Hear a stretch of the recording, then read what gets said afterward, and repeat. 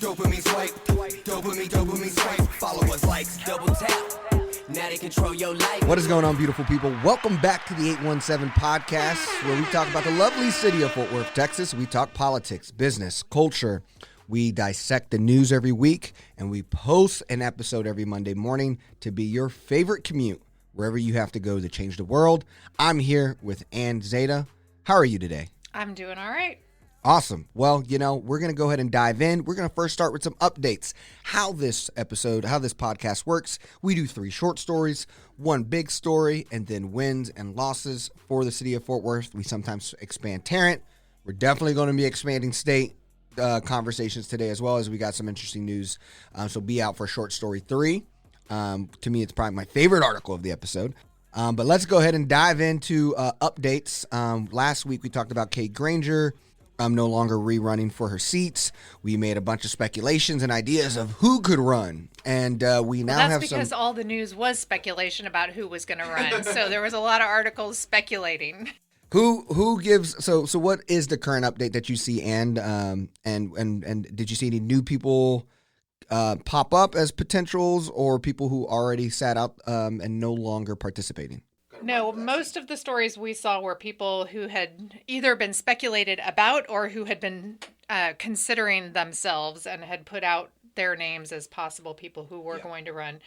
The article that I have in front of me is a Star Telegram article that said, "Is Fort Worth Mayor Mattie Parker running for Congress? Here is what she said." And the article's longer than what she actually said. She literally tweeted and said, "Press release, I am not running for Congress, the end."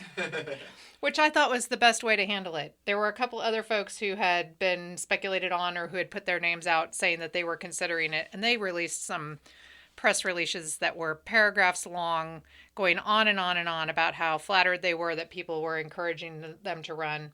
Some of them had been in their seats for a hot minute. And I was like, what are you even talking about? Yeah, one of those people are Nate Schatzline, who is just going to stay running for his House District 93 seat. He said he will not run for the Kate Granger position. You also have Manny Ramirez, who said he will be staying in his county commissioner seat as well. Looking at the race now, it looks like House Rep Craig Goldman at Fort Worth Businessman, John O'Shea are 2 of the Republican kind of people who are going to be taking this pretty seriously. O'Shea, again, has an endorsement from a Texas Attorney General, Ken Paxton, while Goldman voted for Paxton's impeachment. So you're seeing that centrist, moderate financial business, normal Republican running against a Ken Paxton kind of Republican. That currently sees what's going to be out there on the docket. And they do indicate that Trey Hunt, who ran unsuccessfully against Granger in November of 2022 in the general election, plans to run in the Democratic Party primary. He said this in an email to the Star Telegram. So I guess there is one Democrat who has signaled that they are planning to run. Do you know anything about Trey Hunt or their... I can look it up now. No, I saw when he ran in 2022, it was definitely a smaller grassroots effort. I think he's relatively young. Oh, yeah. He looks 16. I think he's a little older than that. But he is definitely But he got like 40%. He got 35.7% last time. I mean, heck, I don't think I'm all for that. young people running. So I think that there's that's not a bad thing. He was a homeless outreach specialist based off of Ballotpedia. He graduated from Texas Wesleyan University, his bachelor's. Then he got his graduate from Texas Christian University. Heck, this just sounds like someone I want on the podcast. Trey Hunt, would love to have you on the pod. You seem cool and fresh, and thank you for all you're doing. Well, who? I guess there's no one else in the Democratic Party that we've heard. Not that this article indicates, and I haven't heard from anybody else. Okay, cool. Well, we're going to keep you guys updated on what happens there. The opening to file has started. November 11th through December 11th. So we're already into that mix, so we'll just keep on following it. Let's go ahead and dive into the second update, which is our second story, and that is around the new constitutional amendments. I think, shout out to Tarrant County for breaking 12% on voting under the state average. That we have to that is a celebration. It just is so frustrating. But I don't you remember single digits? I mean, there Yes. was some, like 2017 felt like a single digit. Like there were some, poor ones. So 12% with no serious like politician and party running. Like, Yeah, just that's pretty constitutional impressive. amendments. Just constitutional amendments. Yeah, and these constitutional amendments can change, and you're going to see how, amendments can impact us. So all of the 14, all 13 of them got passed. The one that didn't get passed was the increase of mandatory and minimum retirement ages for judges. That one got rejected. What else did you see? So that was 155,000, almost 156,000 people cast a ballot. The state percentage was 14.4%, so we're still under the state. It outperformed our 2019 election, which was at 11.8%. So we're a little bit more civically active. And I saw a couple of my friends and pod listeners go vote, so that felt good. Yeah, and I had a lot of people sharing different resources to get their research in on these. We complained in the beginning about how some of the ballot language is not specific enough to really explain what it is you're even voting on, and even the slightly longer paragraphs that were provided by some of the organizations were not super helpful in describing that we were looking for kind of what was the intent. And there were a couple of things that came out that did describe intent, or the League of Women's Voters had the arguments for and the arguments against. So that was super helpful. And I saw quite a few people sharing those. The thing I still find really frustrating, though, is that I look these things up on my phone, and then I'm not allowed to open my phone in the polling booth. Yeah. You got to print it out, have it on paper, and I don't know what the concern is there.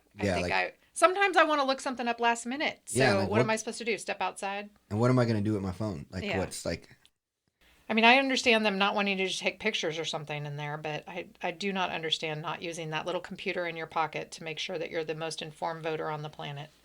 And if not, then just give everyone an iPad that, And when I was out at the early voting where I went, normally when you go to vote, there's signs everywhere outside. Not that anybody should wait till the minute that they see how many signs are at a polling place to make a decision about how they vote, but there were none. Yeah. There were the signs marking where you could have signs if you wanted to put them up, but I didn't see a single sign out at the polling places. Yeah. But on the one that didn't pass, I mean, I think it's kind of unusual for constitutional amendments not to pass.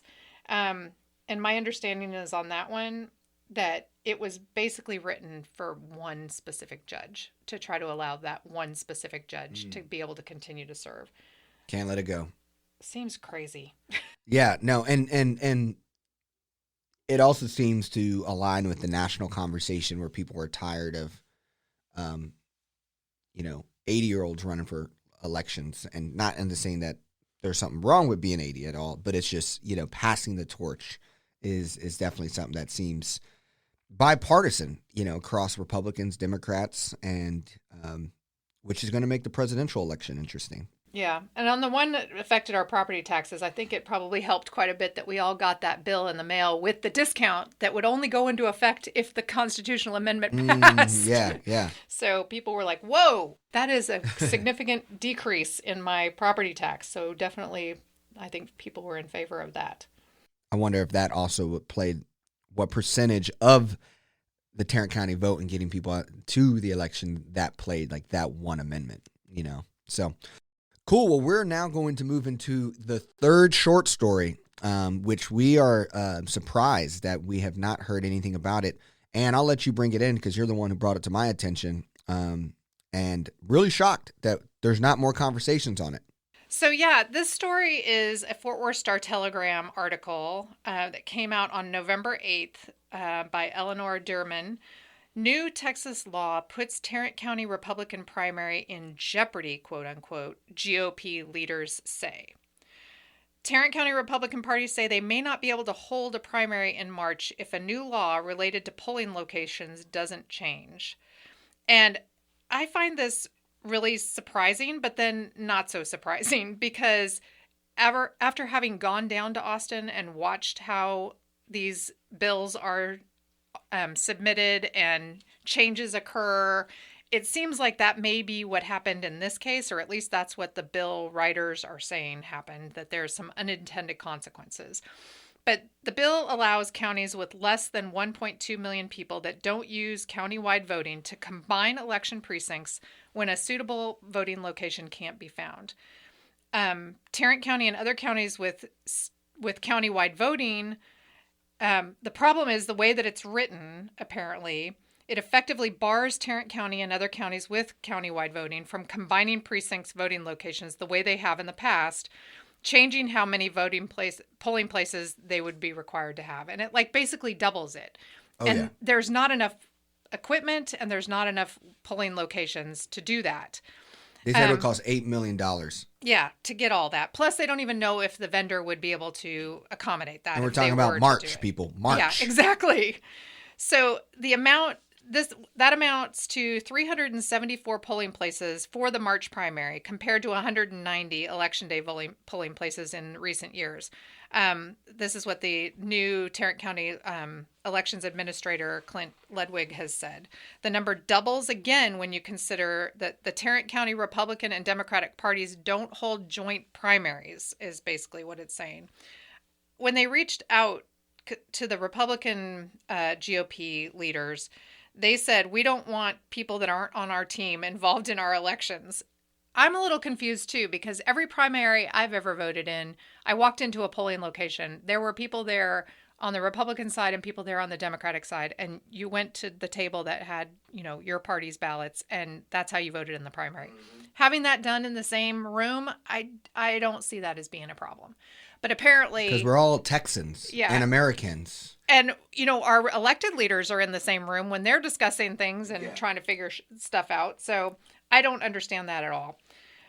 He says it raises concerns for potential election fraud that there has been no evidence of.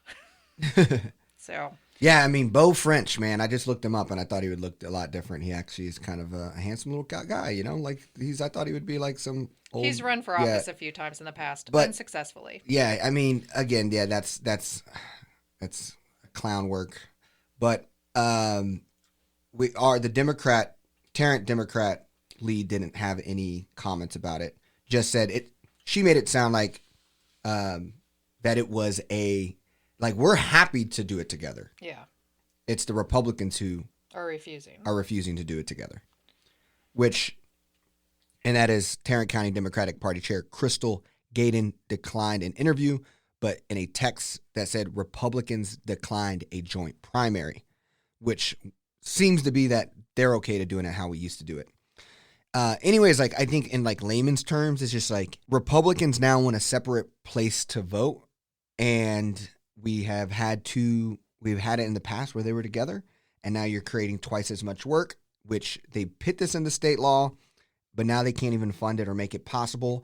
And we're talking about March election. Yeah, and the author of the bill said that he has filed one to address the problem, but they timed out in the special session, so that didn't take effect. But getting back to how these things happen, I think when you file a bill, it's your responsibility to stay on top of what unintended consequences might evolve out of amendments that happen on the House floor. And so I think that there were some amendments that happened, and then there were some other things that caused unforeseen issues. I think this is what you get when you file 6,000 bills, some of which are complete and total nonsense, and then you can't keep up with them as they make their way through the process. So it sounds like what's most likely going to happen here is that they'll fund this separation. I don't think they're not going to $8 million. Yeah. Where are they going to get $8 million to do that? I think that there's got to be some kind of fix at the state level. It seems like even the author of the bill is looking for that to happen. And I think it seems to be saying that it's basically just a confusion between two words, consolidate and combine. So representatives said it is an unforeseen issue related to redistricting and confusion between the terms consolidation and combining of precincts. So if there is an easy fix, then this may just be a bunch of posturing on behalf of the Republican Party in Tarrant County to try to talk about election fraud, and that this is not even going to be an issue. The fact that we can't find any other discussion about this makes me. Yeah, we searched it on just Google confused. and try to find other news sources around this. But so now let's like speculate on like what's the ramifications if something like this did exist, like from Democrats who already get a lot of voting blocks or things that are difficult to actually allow us to vote. If it's late voting, if it's drive-through voting, whatever the thing that they always try to penalize, mail-in voting. This to me seems like on top of that tactic, because if you're now going to separate them, and if most people, a lot of people are moderate and they could change who they vote for, it just seems like if I'm Texas and I know that we're Republicans, you've now made it harder for people to not only switch their mind to maybe vote for a Democrat, because now they got to find a new location or change.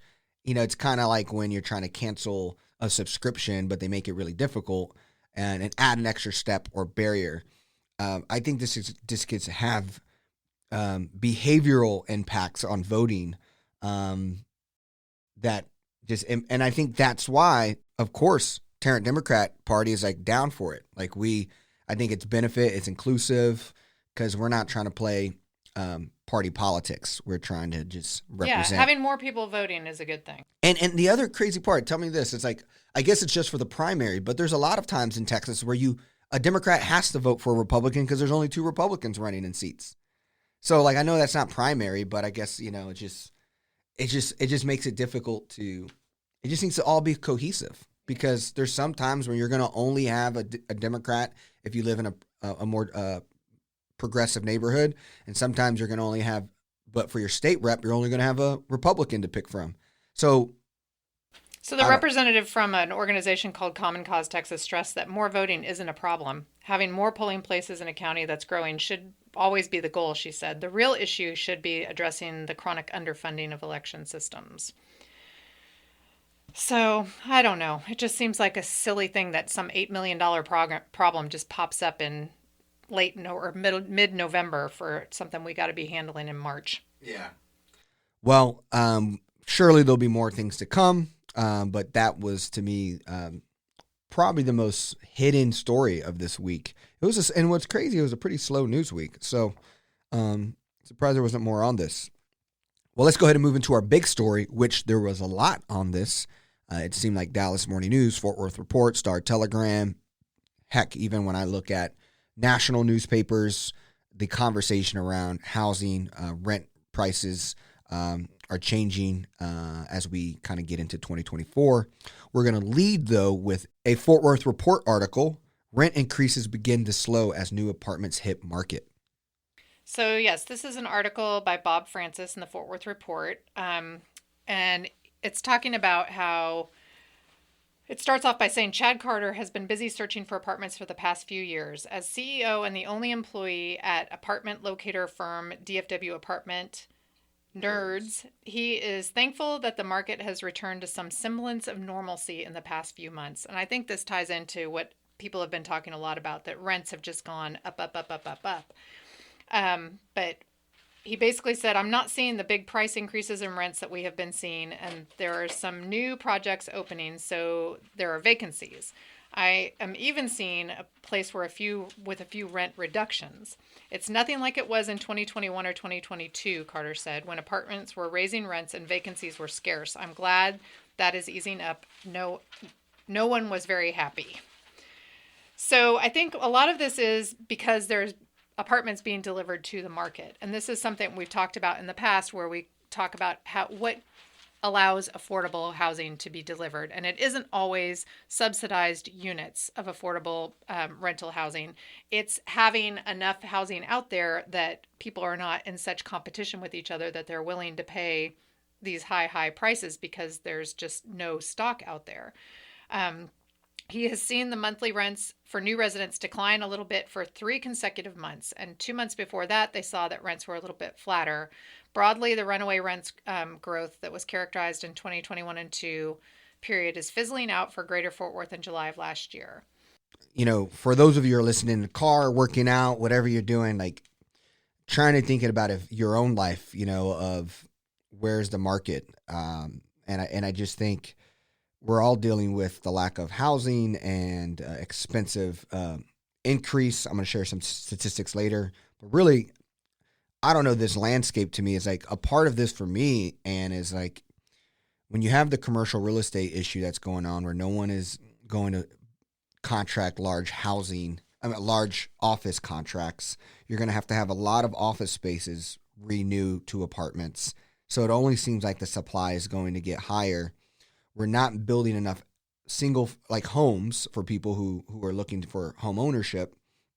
So maybe the demand will still move to rents. It just seems like in a weird way, Dallas Fort Worth is starting that city transition where most people live in combined units, and that old idea of Texas big houses and single family lots with yards is just no longer something you could really aspire in the DFW Metroplex area. And like, it's just going to be us living in condos, townhomes, which I'm not saying is bad, but it's going to feel much more like we're becoming much more of a city-like city, and it's kind of starting now after the pandemic. But they also are providing a new typology, which is the build-to-rent homes, which are those smaller homes on smaller lots that are for rent. And still, that's not like that Texas, the Texas idea of a house, and you've seen it succeed in the suburbs because people choose that over living in the city. But anyways, I just wanted to kind of like, I don't know the average listener, age or problems or challenges, but, home ownership seems like the big crisis, or finding a home period is just like a big crisis in DFW. Yeah. And that article talks about the numbers of units that have been built over the last couple of years, which are a lot. And so a lot of them are coming online right now, which is what's kind of leading to those rents not being as high. But then the second article that we have is a real estate article about new apartments starts are beginning to trend down. Dallas Morning News. So this is, like you said, the Dallas Morning News, where they're saying that as apartment builders churn out a record number of new rental units, the industry is bracing for a decline in the next year. We've delivered more new multifamily units than at any time since the 1970s, with about 400,000 U.S. apartments added this year. So in Dallas-Fort Worth, the area is the top of the list with an estimated 26,000 units that have opened their doors this year. So they're starting to talk about what are builders going to be doing if they've been so focused on delivering this multifamily, that there's been a large number of new multifamily being built. And now that those units are being delivered to the market, kind of the building is slowing down a little bit. But the concern is that the uptick in folks needing those units is still going to continue, and that this is going to be short-lived. This rent going down is going to be short-lived. Yeah.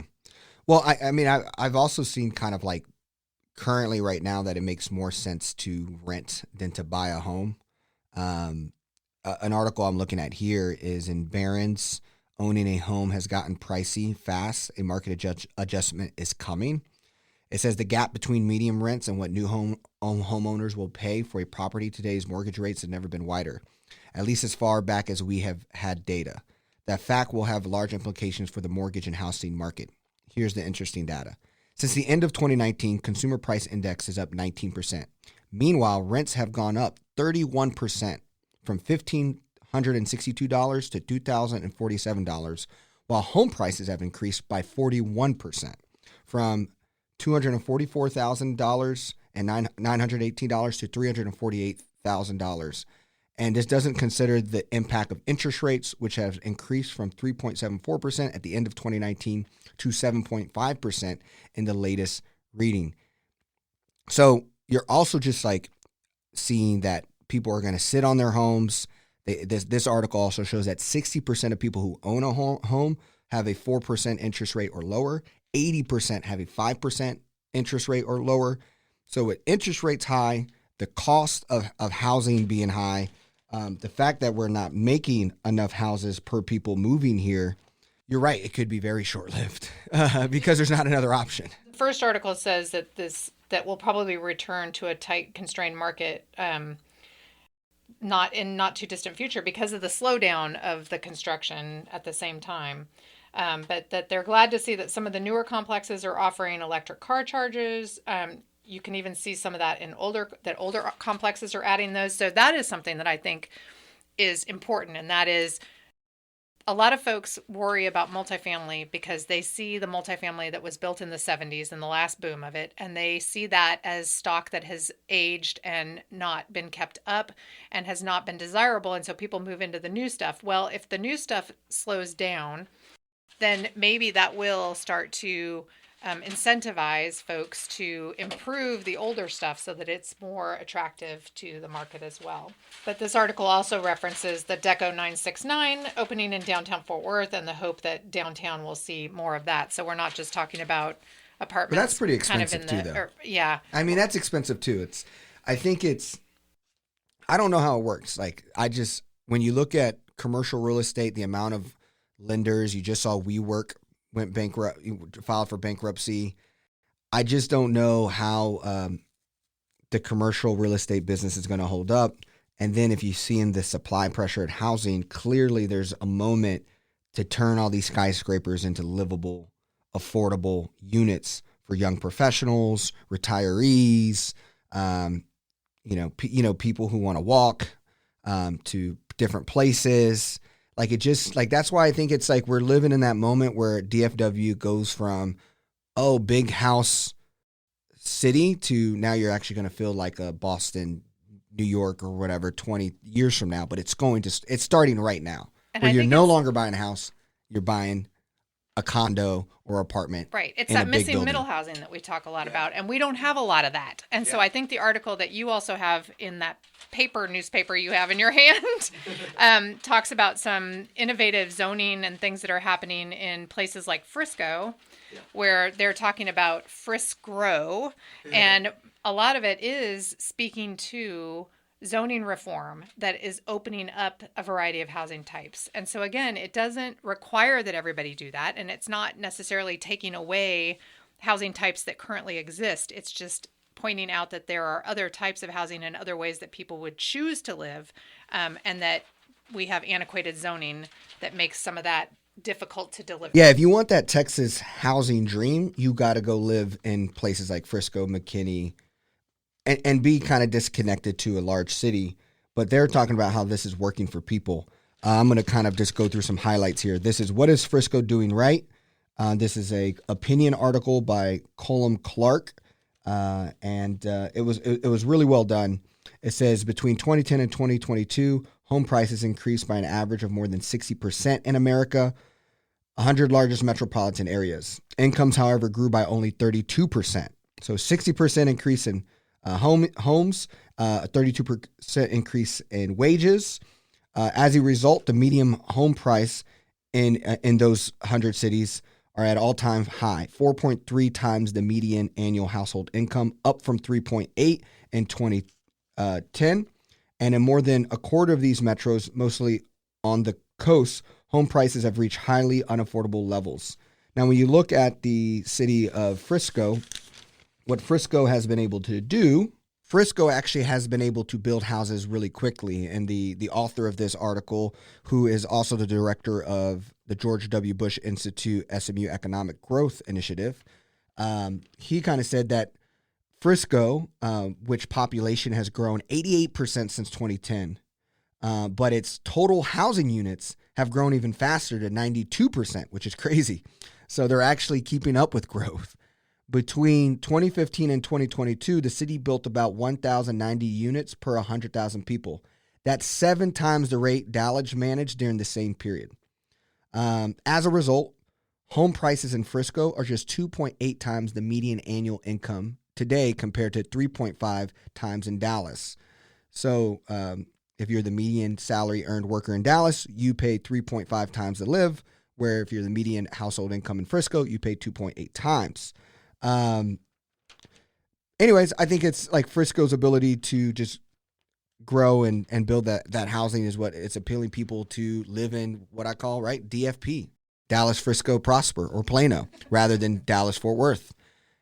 We're surrounded by smaller cities that are probably all trying to attract people to live in those locations. And if they do it in a way that's cheaper, oftentimes people don't dig into the other costs of living away from the things that are available in the urban core or being close to the urban core. I mean, you and I have chosen neighborhoods that are close to the urban core that give us access to those museums and all of those things pretty quickly.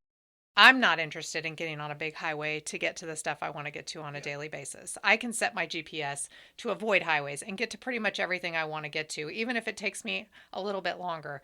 I look at the time cost and see it's going to take me 10 minutes longer, but I don't have to have the aggravation of getting on a highway. I'm definitely going to do that. Yeah. And I think you and I are definitely not Frisco people. I mean, Frisco is it's such a clean place, but it's all new. It just feels like one large Nordstrom's rack. It just feels, like a big suburban outlet parking center. And yes, does everyone have high wages, great schools? But the identity just feels like this was just a place for markets and housing to build a bunch of stuff that's new, but there's not a lot of character. And I feel like you're right. There's very few people like you and I who really want to hold on to, I want to be closer to a city, skyscrapers, airports, museums. And I think there may be more people that want that, but right now, because there isn't a lot of housing in that area, or there's less housing, then that gets more expensive. Yeah. And so then people do what they call drive till they qualify, and then you get further and further and further away. And I guess it's like, to me, everyone people get fired up about capitalism, something, but to me, it's consumerism. And it's oftentimes the things that are bad for us that we don't realize it until it's too late is like things that we just assumed in our consumerism brain, like this is the next step of life success. So, you got it all the way down to like finding a college to go to, and then you're older and like, dang, I spent way too much money going to college, and then a wedding, and then like, oh, I need to have this like wedding, and then like you get to your house and it's like, now I need to have this like Texas house, and so you end up realizing, I found this house that looks like a Texas house, and then you get there and you're realizing you're 45 minutes from an airport, and now you're like, crap, I should have thought about this more. And as a city planner, I thought about all of those things when I looked at houses, and I was really lured at certain times of those newer houses, because the newer houses with the bells and whistles and the game room and the separate, area where kids could be. Mm-hmm. I went and looked at some of those houses that were not in the city of Fort Worth and were, in more suburban suburbs. And the idea of that space and all that was attractive. But I looked at those costs that you just mentioned, and there were no trees in those neighborhoods. Some of the construction was not as good as the older houses that were constructed years ago and are more solidly constructed. And we bought our house thinking, my husband, I think, never thought it was a starter house, but I looked at what my friends were moving into and kind of thought, this might be a starter house for us. Mm-hmm. And now it's too big for us as empty nesters, and we raised 2 kids in it. So I think that whole idea of that Texas house that you're talking about, if you drive around newer suburban neighborhoods in Texas, you see walls, fences, and big steep roofs. Yeah. That's what you see from the roadway. Yeah. And when you drive around older neighborhoods, you see neighborhoods that you can see people on their front porch. You can, see people walking in the neighborhood. These newer neighborhoods are built in a way that people drive into them in their cars and drive out of them in their cars and then complain about the congestion on the roadways. Yeah, I just think that it's such an interesting dynamic, because you can't say Frisco isn't successful. It's truly a new way of living, and you're seeing where the center cores like Dallas and Fort Worth are competing against the Irvings and the Friscos and the Planos and the McKinneys. And what kind of maturity does that build when you look at metros and density? And a part of me, what's crazy about Frisco is like, Frisco's just really nice, like in the sense of everyone there seems to have a nice job. Everyone seems to have access to a nice school. Everyone seems to have access to a nice grocery store. But then I just feel like it's almost like a bubble in a way. It's like, if you can work at Toyota, Frito-Lay, or become, one of my big philosophies is, see where high Asian populations are and you see where STEM careers are. It's a place that has 17, 22% Asian population. So it's like you have a lot of people with a lot of good jobs. And so Frisco just doesn't even see the real problems that exist in more traditional urban cities like Fort Worth, where you have access to more poverty, access to more people who had jobs that now have to re-skill up to find new positions. Well, it's a new city that a bunch of people moved to. Yeah. And so it hasn't. And built Willy Wonka land. And then now you're judging, every other city that actually has historical things that we have to get out of. And the answer can't, and I think that's the thing is in America, the answer is run away and do it yourself in a different way. And that leads to consequences. And I don't know if all Frisco is going to be good or will there be consequences in the Metroplex because of it. They won't feel it, but I think that's classic American. Let me run away from the problem, build my perfect life, and not see the consequences what happened. And Frisco, to me, just feels like one big city that might be doing that in the Metroplex long term. So circling it back to like rents and affordable housing, I think this is a space where cities like Fort Worth and Dallas have to really see adapting to that, because young people, at least in my opinion, still don't want to live in Frisco, still don't want to live in McKinney. They want to live in an urban core. And so this is the opportunity to build affordable housing. And it would be nice if we didn't have to go through these booms and busts. You know what I mean? It would be nice to be more consistent and realize, and some of these articles are pointing out that we built a lot, which is now getting to a point where it may slightly bring those rents down, but they're going to stop building as much. And so we're going to hit this again. So we're pointing this out. We recognize it. We realize it. Is there any way that we can just be more gradual about these things? And I think a lot of that is just people wanting to only do things when they can make a big pot of money. Exactly. And it just seems like you're going to have houses in urban cores be very expensive. Like that's going to stay expensive. But you're now having, if you want to, like the housing in the suburbs is still, I guess, still affordable. But there's just an opportunity to make skyscrapers and urban core an affordable place to live. And that sounds crazy. The idea that the urban core becomes more affordable to live than in Frisco. That has to be Dallas and Fort Worth's new pitch, is that you can now live in the urban core cheaper than living in Frisco. And it's with this new style of living that feels more like traditional East Coast cities. And commercial real estate has to get to that, because all those offices, no one's coming back to that in the new normal. And so it just seems like a competitive strategic opportunity for cities like Fort Worth and Dallas is creating real affordable housing where you can then eventually say, we actually are more affordable than Frisco and Plano.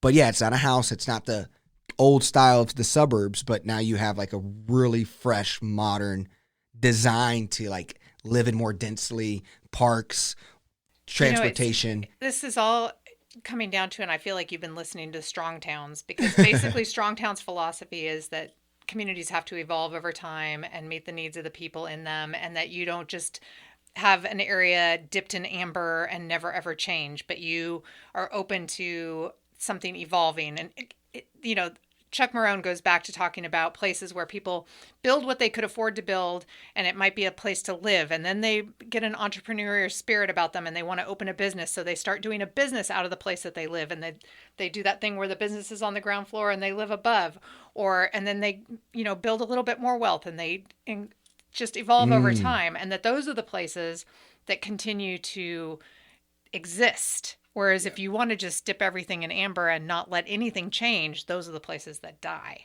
Yeah. And so I feel like you've been listening to Strong Towns, but I don't think you really have. You have been my co-host now for a long time. So maybe all of your yes, maybe all of your town listening to that pod has rubbed off on me. So anyways, obviously rents, apartments, housing. I mean, to me, this is a large crisis for a classic North Texan. Don't know how you guys are navigating it, but I think we're going to be in a very interesting time. It's around the corner. I just can't. The math is not mathing for me. Okay, it's just houses are staying high. People are spending a lot of their salary to live in these spaces. People are getting tight.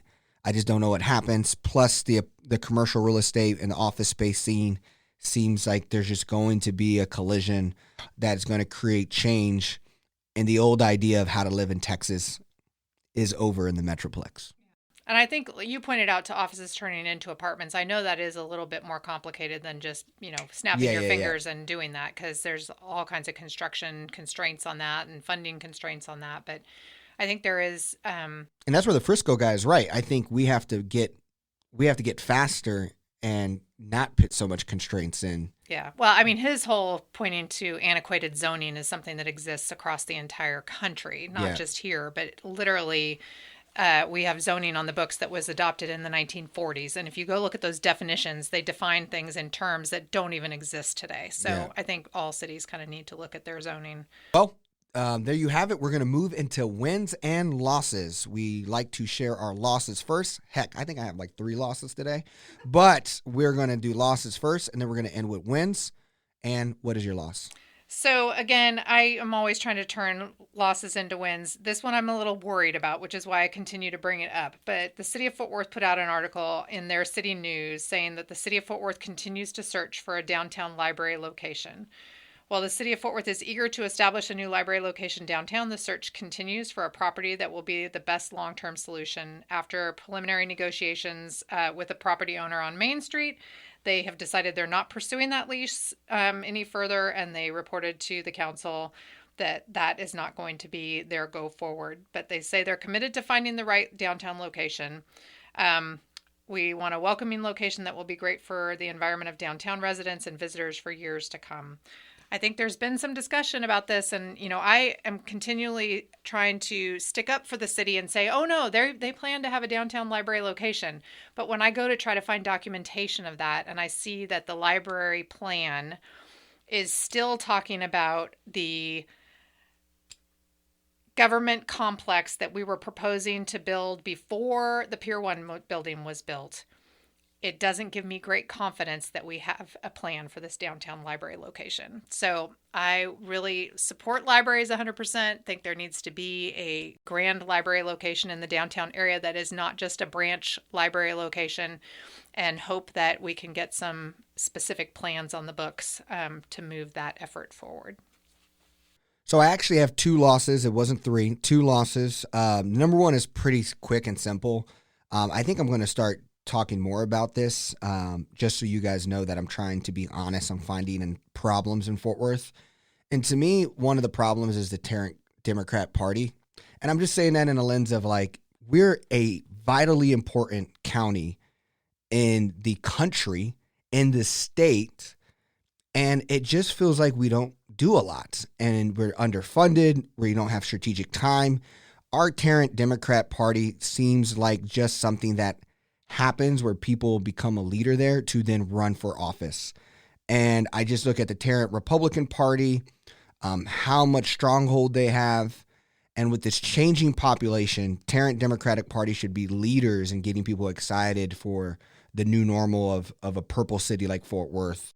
And I know Crystal Gaydon's new there. So like at the end of the day, all I'm talking about is I've been doing a podcast for 3 years that is, quote unquote, the progressive podcast of the people of Fort Worth. And I have not heard once from the Tarrant Democrat Party. And to me, that is, what do you actually do? What are we doing in this county to be viable? And we need to step it up. So that's loss number 1.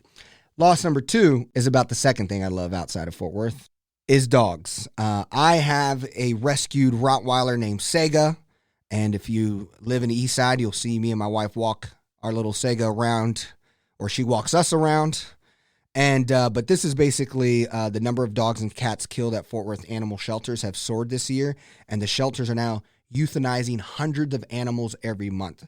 After the high adoption rates of the early pandemic years, the 2 city-operated shelters are now overrun with animals. From the beginning of 2023 through the end of September, the shelter has euthanized 2,536 dogs and 685 cats. That's 10 times the numbers of animals euthanized during the same period in 2020 and 7 times the number in 2021. With nearly 1 in 4 animals dying under shelter care in 2023, This is horrific. This is an example of how, going back to even, we don't see the consequences of our actions when we just think of ourselves. I talked about that, about moving out of Frisco and letting everyone's problems be their problems.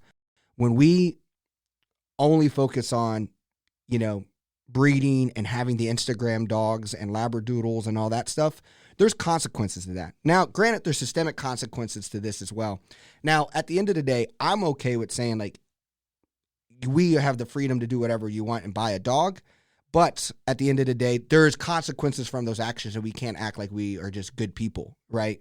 And so, anyways, I think this is a loss, but it's even a bigger loss because Fort Worth and the city of Texas is just horrific at neutering dogs. Yeah, we don't require people to do it the way other places do. And so literally we fly animals to other regions where they don't have enough dogs for people to adopt because we have such an overpopulation of them here. Yeah. And like you said, it just is people acting horrible. Yeah. A bunch of people adopted animals during the pandemic, and then they had to go back to work, and their solution is to surrender their animal to a shelter that's already so full that the shelter staff are telling them there is no guarantee we're going to be able to find a home for this animal. When you surrender the animal when the shelter is this full, you're risking that animal's life. And it's awful. Yeah, and to me, I know America is all about freedom and Texas is all about independence.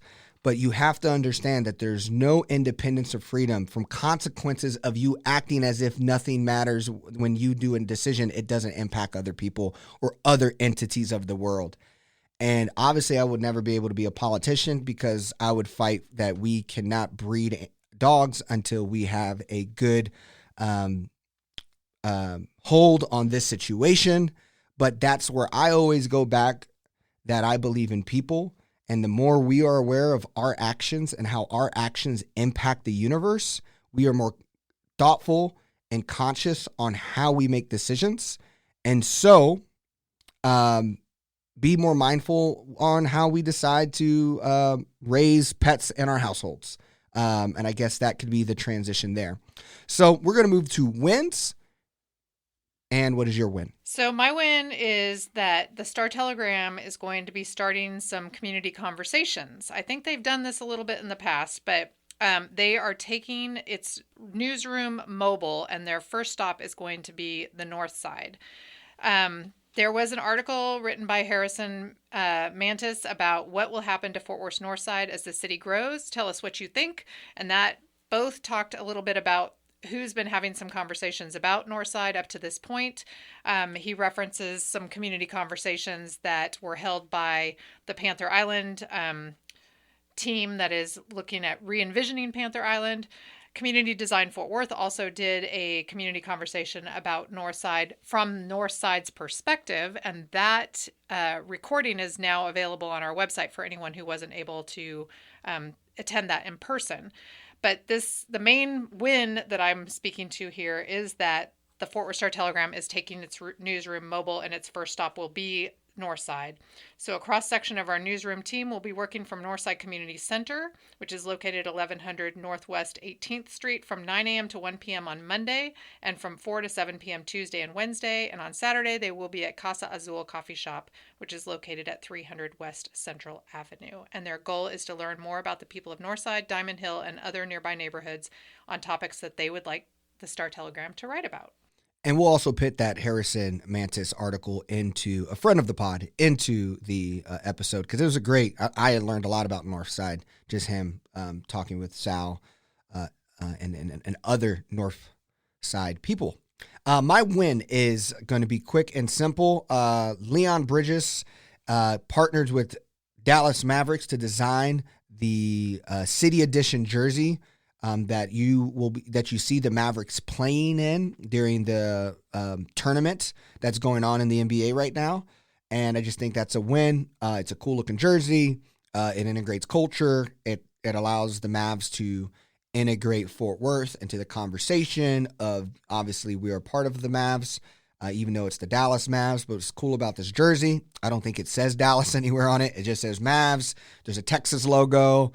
And all in all, I just think it's a cool partnership for the Mavs and Leon Bridges, who also recently performed, I believe, in like WinStar or something. So he was close by performing. And yeah, all in all, a win for the culture. And the article in, I think it's GQ. GQ, is super Fort Worth centric. And I just love that Leon goes on and on and on about how proud he is to be from Fort Worth and always brings up Fort Worth wherever he goes. Other artists come to Fort Worth and forget that they're even in Fort Worth. Yeah. So it's great that Leon is out there. Yep. The article's really, really good. I'm ready for him to be the Jay-Z of Fort Worth, but I need him, to start. He travels a lot, so it's hard. So I understand that it's hard to double down in your town that you're proud of. So that is the 817 pod this week. We kept you under an hour, and so hopefully you got to listen to the whole thing. And we talked a lot of different conversations. Thank you for every week making us a part of your decision to, think through the things you're thinking through, and you consider what we have to say as something that you want to invest in. We really appreciate every single one of you who listened to the 817 pod.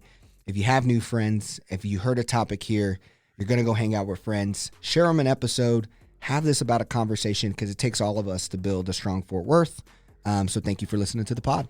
Yep, we really appreciate you, and I love running into people out and about who say, I listen to the pod, and I really enjoy it. Yeah, love it. See ya. Mattie, control your life, control your life. Dopamine swipe, dopamine swipe. Follow us like double tap. Mattie, control your life, control your life.